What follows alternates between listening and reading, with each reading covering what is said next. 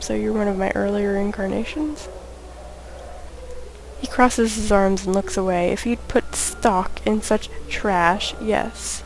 What did those lying journals say? They spoke lies, lies, lies, and nothing more. Filth about a man who forgets himself, other incarnations, of preserving their experiences in writing so later lives could benefit. Thieves! It's my life, mine! You all want to steal my body, and you won't have it. Where am I? Oh, this? He gestures around him, snickering. Just a little trap is all.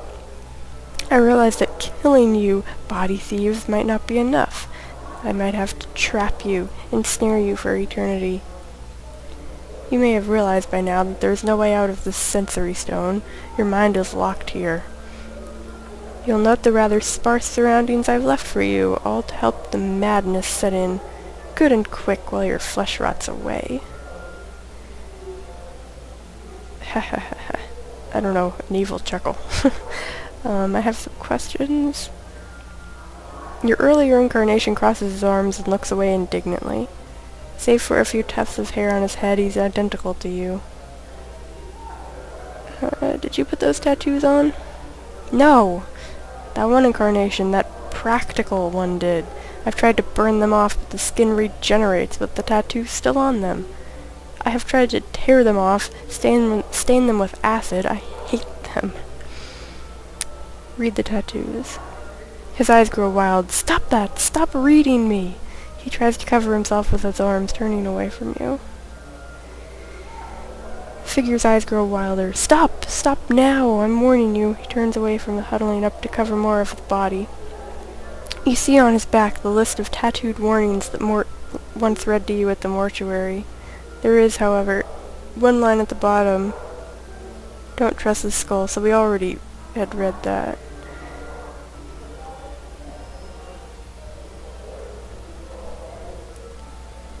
I'm warning you for the last time to stop. You can't threaten me, you're a memory.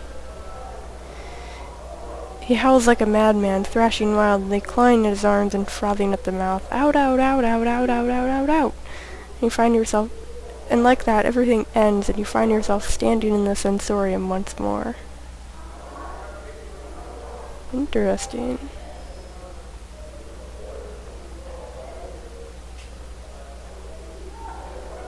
Done.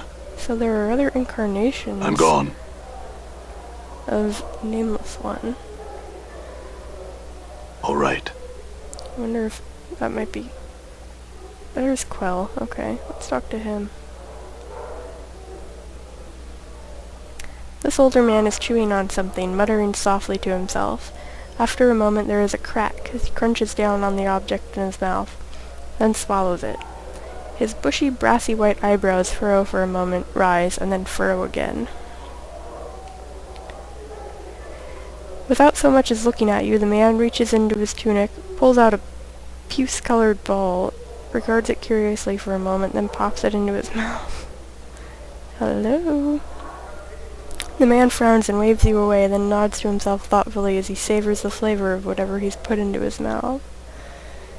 The man smirks, bites his thumb at you, and then abruptly pauses. His cheeks swell, and with a violent gag, he spits up a large black fly, which begins to buzz around the chamber.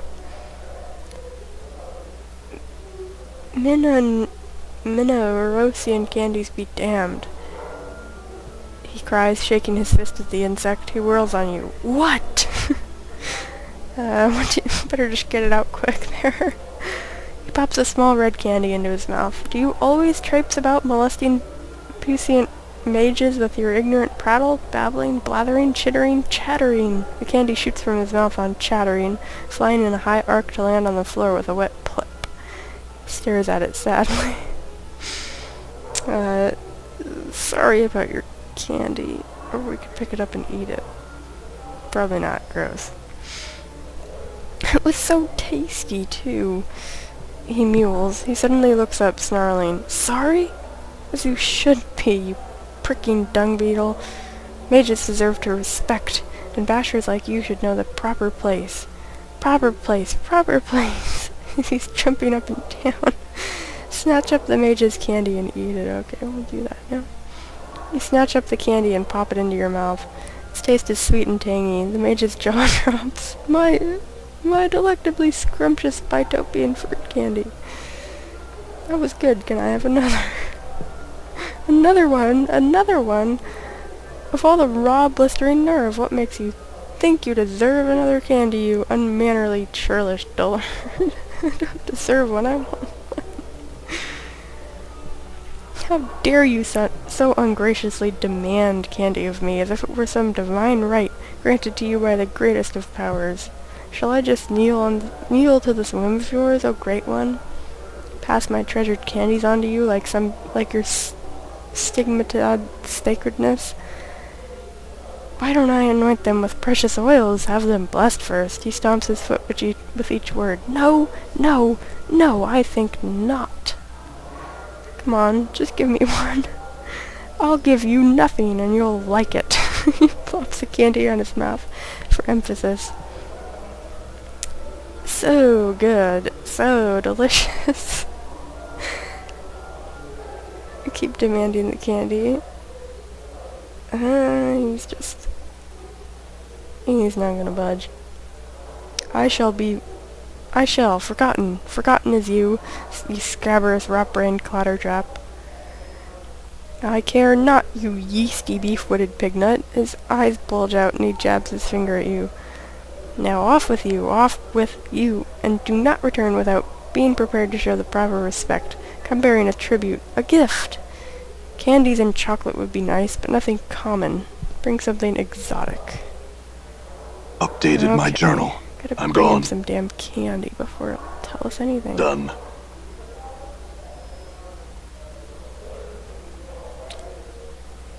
I'm interested about these other Done.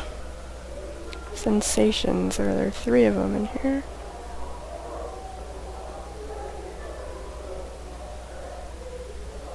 What about this blue one? The base of this aquatic bluestone has been sculpted so it appears to have melted into the pedestal. Longing. Okay.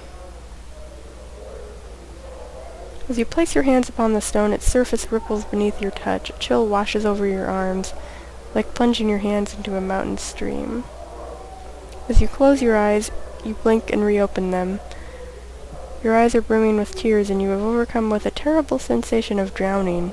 As the sensation rolls through you, there is a stirring in your breast, a hunger, poisonous like a serpent, biting into your heart until you feel as if your breast will explode. You want desperately to steady yourself, focus, but all that comes to your eyes is tears. You raise your hand to wipe away your tears. Your hands are soft, delicate women's hands. They brush the stray tears from your cheek, and you cup them in your hands, each of the tears like jewels, shimmering in the lights.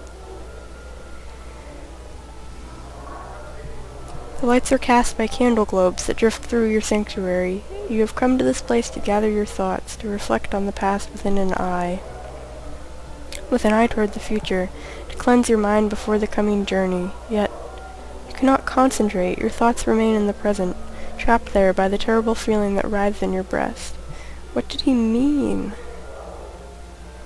You close your eyes, but his words echo in your mind 100, 1,000 times. Will he ever return? The sound is a whisper, an echo. Only you. Only you.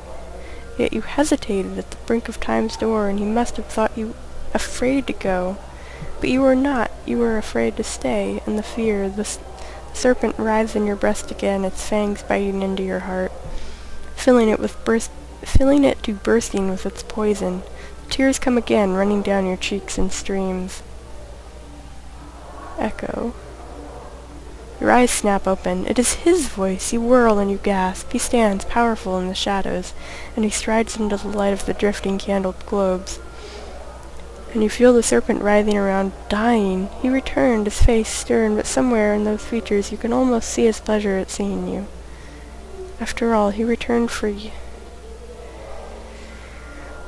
Yeah, I thought this might be Dianara's memory or sensation. You speak, Dianara, yet it is you, gray-skinned like a statue, striding from the light. Are you that scarred? Your body looks like it has been bathed in knife blades, the wounds, the tattoos, horrible. Yet you see through Dianara's eyes, and she sees.